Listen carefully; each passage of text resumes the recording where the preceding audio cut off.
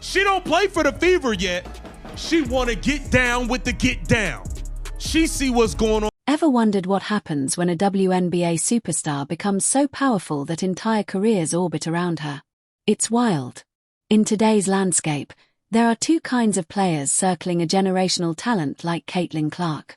First, you've got the strategic vets, the enforcers, sacrificing their stats, locking in for the championship, doing everything to protect the franchise cornerstone. Then, you've got the parasites, the clout chasers, sliding into sold-out arenas, viral feeds, and exploding TV ratings just to ride the superstar wave for money and personal brand. Right now, the Indiana Fever are sitting at the eye of that storm. Clark has triggered a financial tidal wave so massive that every free agent and benchwarmer in the league is scheming to slip into that Fever jersey. But here's the catch. The Fever front office has to balance building a championship roster while keeping locker room chemistry intact, because one wrong ego can wreck the whole system. And all of this is unfolding under the looming shadow of a potential league-wide lockout, with Adam Silver quietly pulling strings behind the scenes. Now, to see just how chaotic this free agency circus has become, check out this clip of a defensive forward, previously with the Valkyries, publicly flaunting Fever gear to manufacture her own media buzz. I don't know what it is, Scrabble, I don't know what it is, but what she got on? She got on Indiana Fever merch. She don't play for the Fever yet. She want to get down with the get down. She see what's going on. That clip was intense, right? You can see she's all in, fully aware of the stakes. And honestly, from a pure basketball perspective, this is exactly the kind of physical presence the Indiana Fever have been craving. Standing 6 feet 3 inches and 185 pounds, she brings rim protection, perimeter switchability, and the kind of bruising toughness that sets the tone on both ends of the floor, a true defensive enforcer. Look at basketball history. Dynasties were built around superstars with enforcers by their side. Michael Jordan had Charles Oakley and Dennis Rodman. Stephen Curry had Draymond Green. Caitlin Clark, having endured a rookie season full of hard fouls and constant targeting, desperately needs a 6 feet 3 inches bodyguard who's ready to throw down, commit, and intimidate anyone daring to mess with the franchise point guard. But here's the kicker. Height and stats are just 10% of the game. The other 90%. Psychology. The Fever front office has to dig deep, running brutal mental background checks. Are these players here to set screens, grab boards, and shield Clark, or are they here to hijack her touches, steal her shine, and chase clout? The WNBA has already handed us a cautionary tale of what happens when an ego-driven player tries to dominate a superstar's ecosystem. Next, let's see the unfiltered reality of what the Fever absolutely cannot allow. A scenario that could turn their championship dreams into chaos. We don't need no more of that, okay?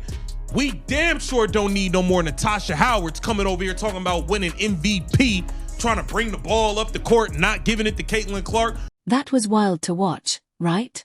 You can see exactly why the Fever have to be ruthless with roster decisions.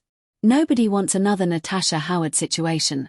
No player walking in thinking they're the hero, ignoring Clark, and collapsing the entire offensive geometry.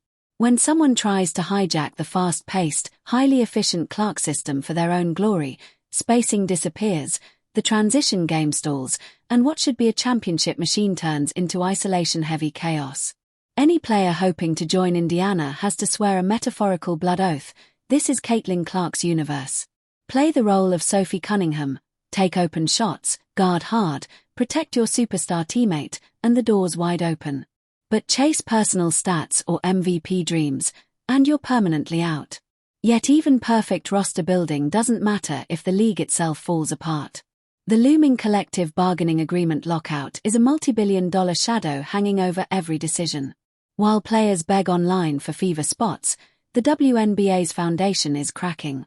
The players' union is demanding historic revenue shares, multi-million-dollar salary caps, and secure housing, all under the assumption that one strong TV season gives them leverage. But the owners hold all the power, and then there's Adam Silver, the ultimate kill switch.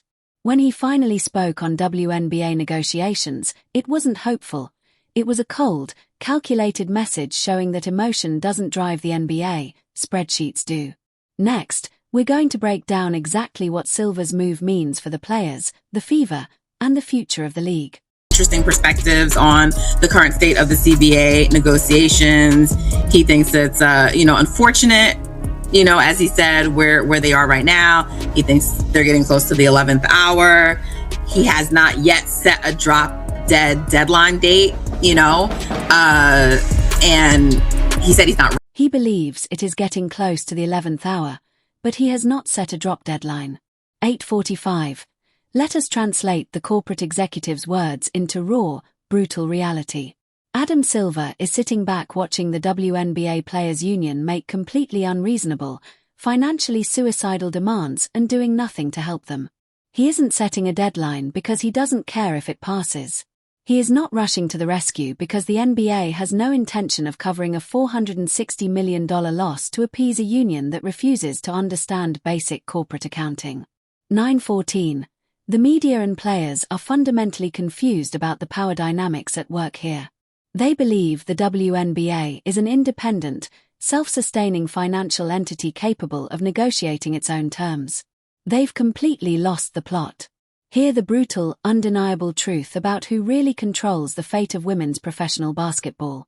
9:35. A lot of people out here are a little bit confused or have lost the plot that the NBA really does call a lot of the shots, and Adam Silver could have and should have been more prevalent and vocal of a role than he has been. The NBA actually calls a lot of the shots. People underestimate Adam Silver's power. 9:55. The reality is that the WNBA is and has always been a heavily subsidized subsidiary of the NBA. The NBA owns 50% of the league. The NBA infrastructure negotiates television contracts. The NBA's infrastructure serves as the operational blueprint. Adam Silver is completely involved in these negotiations behind the scenes, and his message has been consistent and aggressive. 10:21. The Players' Union's revenue-sharing demands are dead on arrival. The NBA has already informed WNBA players months in advance that a 50/50ths or even a 30% split of gross revenue is mathematically impossible for a league with razor-thin and historically low profit margins. Silver has a multi-billion-dollar NBA television rights deal to manage. 10:43. He's worried about international expansion. He has his own labor relations to manage. He lacks the time, patience, and financial incentive to play games for a WNBA union that is attempting to extort the owners based on the one-year economic anomaly of Caitlin Clark's rookie season. Silver is effectively allowing the Players' Union to walk directly off a cliff. 11:05. He understands that if he does not intervene, the billionaire owners will simply lock the arena doors, cancel the 2026 season, and leave the players to bleed financially until they are forced to crawl back to the negotiating table and accept a highly restricted, heavily favored ownership deal. The players are playing poker with a pair of twos, attempting to bluff the house, but Adam Silver, the casino manager, knows exactly which cards are in the deck. 11:32. The irony of the entire situation is staggering. There are dozens of players actively clout-chasing on social media, wearing Indiana Fever gear, and desperately trying to land a contract to play alongside Caitlin Clark so they can secure their own financial futures. However, the same players' union is stubbornly pushing the entire league toward a catastrophic labor lockout, which will completely destroy the sport's greatest economic opportunity in history. 12 o'clock, they want Caitlin Clark's money, but refuse to understand the corporate mechanics required to keep it. If the players' union does not immediately wake up, fire their radical advisors, and accept the fact that Adam Silver will not bail them out, there will be no Indiana Fever roster to join and no primetime television slots. There will be no sold-out arenas. 12:20. The players begging to join Caitlin Clark must understand that their real fight is not on the basketball court. Their real fight takes place in the boardroom, and they are currently losing violently to a group of billionaires with infinite time and money to wait them out. What is your unvarnished take on this massive multilayer disaster? Do you think the Indiana Fever should sign these defensive enforcers who are actively seeking clout on social media, or is the risk of destroying locker room chemistry too great? And more importantly, do you? 12:51. Believe Adam Silver is deliberately allowing the WNBA Players Union to destroy itself in order to demonstrate leverage and corporate power?